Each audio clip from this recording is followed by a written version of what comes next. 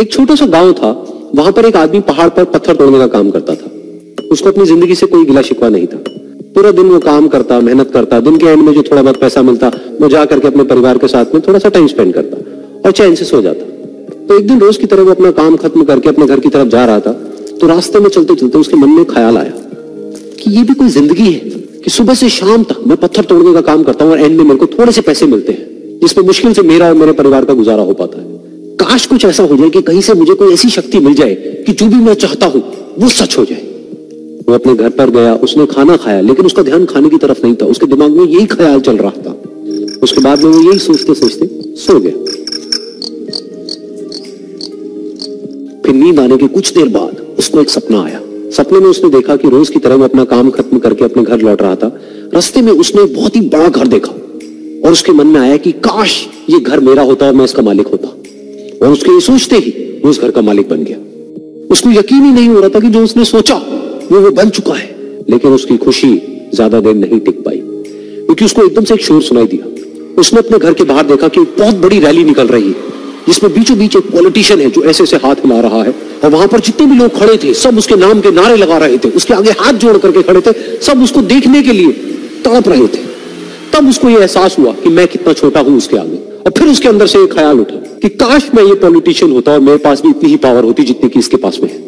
बस उसका इतना सा सोचने की देर थी, वो पॉलिटिशियन बन गया। उसकी खुशी का ठिकाना नहीं था, क्योंकि उसके आसपास में हजारों लोगों की भीड़ थी और सब उसको देखने के लिए तरस रहे थे, तड़प रहे थे। लेकिन उसकी ये खुशी भी ज्यादा देर नहीं टिक पाई। धूप बहुत ही तेज थी और उस पॉलिटिशियन को आदत नहीं थी इतनी गर्मी में रहने की, तो उस धूप की वजह से उसको चक्कर आ गए और वो बेहोश होकर के गिर गया।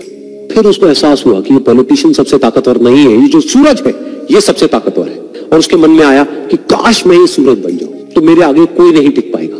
और उसका इतना सा सोचने की देर थी और वो सूरज बन गया और वो खुशी से पागल हो गया, क्योंकि पूरी दुनिया को वो ही रोशन कर रहा था और पूरी दुनिया में ऐसा कोई नहीं था जो कि उसकी रोशनी को रोक सके। लेकिन उसकी ये खुशी भी ज्यादा देर टिक नहीं पाई, क्योंकि कुछ ही देर बाद आसमान में कुछ काले बादल आए जिन्होंने कि सूरज की रोशनी को रोक दिया।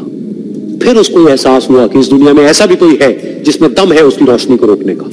और उसके मन में एक ख्याल उठा कि काश मैं वो बादल बन जाऊं। और वो बादल बन गया और आसमान में उड़ने लगा। उसको ऐसा लगा कि मैं आसमान में उड़ रहा हूं और अब मैं जहां चाहे वहां जा सकता हूं। लेकिन कुछ देर बाद वहां पर एक बहुत तेज हवा का झोंका आया जो कि उन बादलों को उड़ा करके ले गया। अब फिर उसे ये समझ आया कि ये जो बादल है वो सूरज की रोशनी को तो रोक सकते हैं लेकिन हवा को नहीं रोक सकते, ये हवा उनको बहा करके ले जाती है। फिर उसके मन में आया कि काश मैं ये हवा बन जाऊं, और वो हवा बन गया। हवा बनने के बाद में उसको अपने अंदर एक अलग ही ऊर्जा का अनुभव हुआ। वो चाहे तो आराम से बहता और चाहे तो आंधी बन करके, तूफान बन करके, जिसको भी चाहे उड़ा करके ले जाता। उसको विश्वास होने ही लगा था कि इस दुनिया में सबसे ज्यादा शक्तिशाली मैं हूं। लेकिन तभी उसके सामने आया एक पहाड़। उसने अपनी पूरी ताकत लगा दी लेकिन उस पहाड़ को वो इतना सा भी नहीं हिला पाया। तब उसको एहसास हुआ कि इस दुनिया में कोई है जो हवा से भी ज्यादा शक्तिशाली है, जिसमें दम है उस हवा को रोकने का। फिर उसके मन में आया कि काश मैं ये पहाड़ होता, और वो पहाड़ बन गया। लेकिन हर बार की तरह इस बार भी उसकी खुशी ज्यादा देर तक नहीं टिक पाई।